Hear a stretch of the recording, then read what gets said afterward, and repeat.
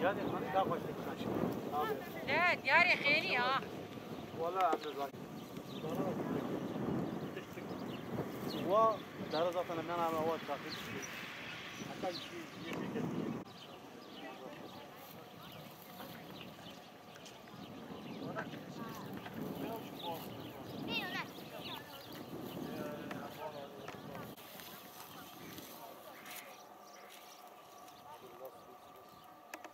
Yangın saat 9:45 civarıydı herhalde.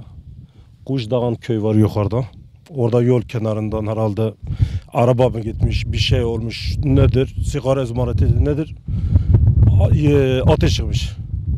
Ateş çıktığı zaman millet gitmiş. Millet gittiğinden rüzgar da arkasına alarak felaket bir yangın oldu.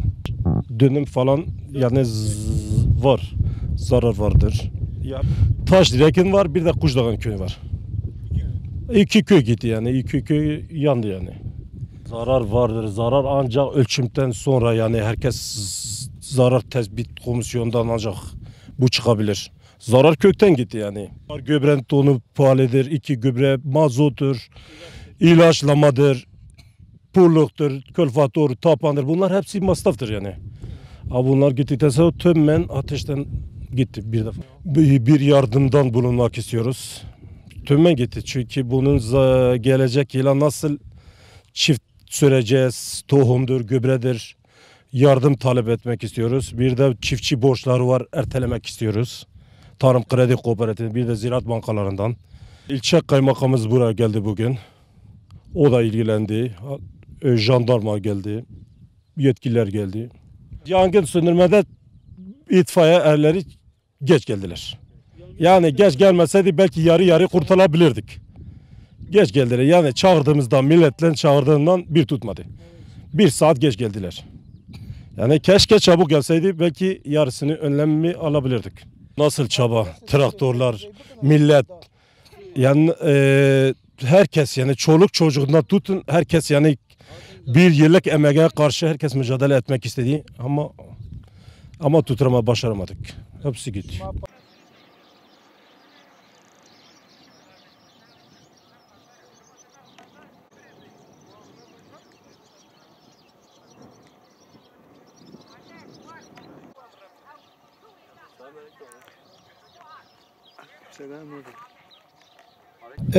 Yanan bölge Karacadağ bölgesi, Kuşdoğan, Karahan Mezrası ve Daşdirek köyü arası. Bir 5000 dönüm alanımız yandı. Buğday ve arpa. İtfaiye çok geç geldi. Bu yangın 10.45'te başladı. İlk haberi ben verdim. 110 itfaiyeyi aradım. 156 jandarmayı aradım. Hububat yanıyor dedim. Büyük bir göç lazım buna dedim. Gelen itfaiyenin yarısında su yoktu. Gelenin yarısında da zaten yer biraz nemli olduğu için arazinin içinde yürüyemediler araçlar. Şimdi bizim bölgeye Sayın Kaymakam Bey'den ve Tarım'dan bir ricamız çiftçi olarak bu batıda gördüğümüz yangın söndürme araçları, panzer şekli araçlar. Eğer onlar olmazsa bizim bu bölgede daha büyük bir hububatlar yanacak. Gelen itfaiye araçları ancak bu ev için kullanılan araçlardır. Arazi içinde iş yapamıyor bunlar. O orman yangın araçları olacak. Bu ufak araçlar iş görmüyor. Gelen araçlar zaten arazinin içinde iş yapamıyor. Onun için Kaymakamdan, Sayın Vali Bey'den, ondan sonra Sayın Mehdi Eker'den ricamız, eğer bu konuşmalarımızı dinlerlerse söylediklerimden yarar duyacağını umuyorum. O orman söndürme araçları olursa bölgede daha güzel iş yaparlar. Bu büyük felaketle gelmezdi başımıza. Yanan bölge bir 5000 dönüm civarında bir alan. 500 kilodan çarparsak bu 20.000'i aşıyor ve bütün halk mağdur. Başka soru. Bu ziraat odasında, ziraat bankalarında, tarım kredi kooperatiflerinde bu çiftçilere verilen borçların böyle bir yıl erteleme talebinde bulunuyoruz. İkincisi devletten bir hibe bekliyoruz. Çünkü eğer devlet bunun bir yarısını hibe çiftçilere geri dönük hibe sağlamazsa bu çiftçi mağdur durumda kalır. Seneye bu hububatı ekemez, tarlayı nadasa bırakır. Eğer ya da bir tohum, sertifikalı tohum, hibe destekli ya bir mazot ya da ne bileyim böyle bir dönümde 250-300 bin lira bir yardımda bulunursa hibe şekli bir şey, o zaman çiftçi memnun olur ama başka türlü çiftçi mağdur durumdadır. İtfaiye çok geç geliyor. Bazen konuşmalarda dinliyoruz, itfaiye diyor ben 15 dakika içinde olay yerine geliyorum. Ama itfaiye 1 saat içinde gelemiyor buraya.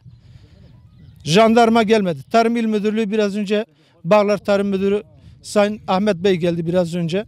Araziyi gezdi, dönümü tespit etti. Durum budur. Halk mağdur. Bir 5000 dönüm arazi yandı.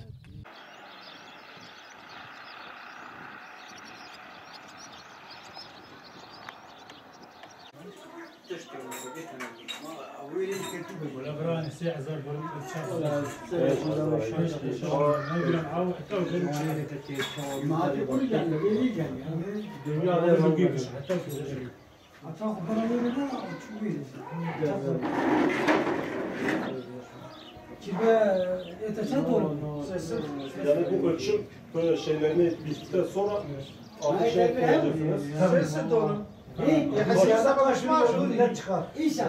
Her sene lazım abi, 10 sene lazım, fazla sene lazım. Hadi hacı adam, hacı müsaade eskiden.